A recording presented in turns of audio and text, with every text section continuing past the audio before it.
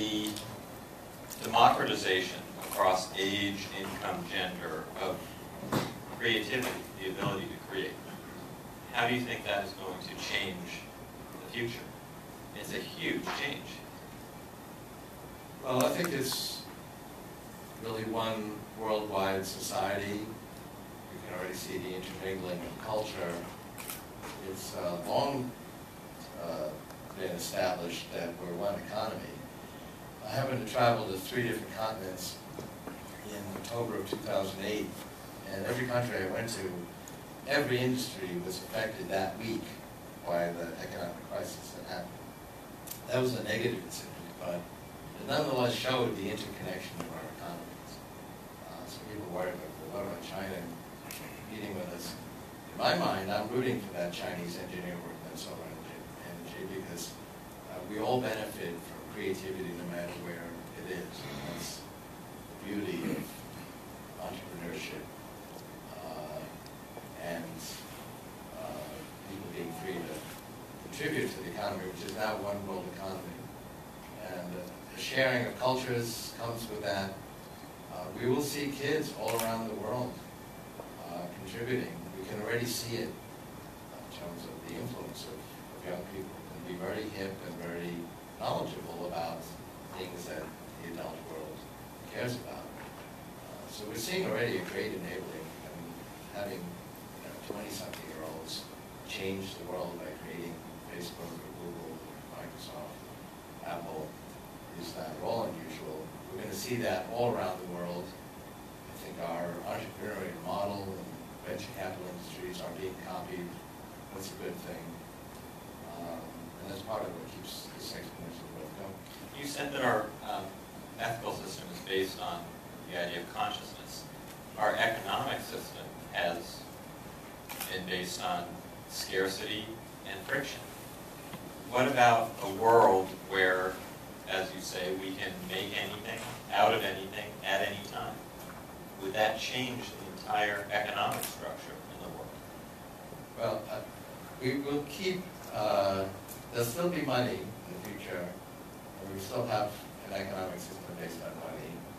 However, I've written that we'll achieve the goals of communism through a combination of the law of accelerating returns and the open source movement. And I remember when I was in junior high school, this was at the height of the sort of Red Scare, and communism was this very big bogeyman. And our social studies teacher wrote the goals of communism on the board. It was from each according to his ability, to each according to his need. He said, well, what's so bad about that? Well, whispering teachers, you coming? But we couldn't actually come up with a good answer as to what was wrong with that. What was wrong with it was the system used to go achieve that goal or try to go towards it, which was forced collectivism. A different kind of collectivism, I think, will get us there, which is the collectivism of freedom and self-organizing people who can contribute to the growth of knowledge. So, I mean, right now, if you want music, movies, books, there are millions of these items for free.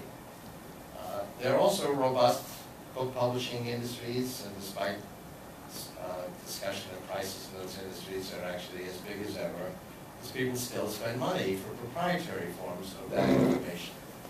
But if you were very poor, you could actually entertain yourself pretty well with the free forms. In the future, we're going to have information that can be turned into a blouse or any other object, food, modules to build a house. And we'll actually be able to live quite well with open sources of information. You say, oh, but you're going to need a three-dimensional printer. Well, right now, you can print out 70% of the parts on your three-dimensional printer to build another three-dimensional printer. That will be 100% within 10 years. And so people will be able to print out, if you send one three-dimensional printer to Nigeria, they'll be able to print out a second one, and the two will print out four will print out 8. Pretty soon everybody in Nigeria can have their own three-dimensional printer. This will be very inexpensive technology. You'll be able to live very well with open sources of information, which will be very high quality. Nonetheless, there'll be robust markets for proprietary forms of all of those kinds terms of the old people stepping aside so young people can descend, I had a big onstage debate with Bill McKibben, who was the first to write about Wonder Woman, and about life extension. And I said, you know, Schubert and Mozart, he's opposed to it, basically. He's willing for people to actually live to 120, which most people consider long, but he said, we should go further. I said, well, what do we do then? You know, if we look like you and I, we have to be 120. He said, well, I don't know, I haven't thought that through, but society has various limits. And I said, well, you know, Schubert and Mozart died in the 30s, and you know, that's been a benefit of technology that people can live longer now. And just think of the symphonies they could have written. And he said he personally did not feel a lack of Mozart and Schubert symphonies. And then he said if they had lived, they would be in charge now of the music conservatories, and you know, what would the opportunities have been for young people trying to rise up in the music world. And I said, okay, maybe Schubert and Mozart, who would be alive today, would be in charge of these classical music conservatories, so they would go and do jazz and hip-hop and create new forms of music, which in fact is exactly what happened. My daughter actually teaches hip-hop in the Bronx, and the kids there that invented it didn't have to push any older folks aside to create this whole new form of knowledge. Larry Page and Sergey Brin didn't have to push anybody aside to rise to the top of the search world, which didn't even exist before they came along. So knowledge and the forms of knowledge are also expanding exponentially. So it's a value actually to keep older folks like me around.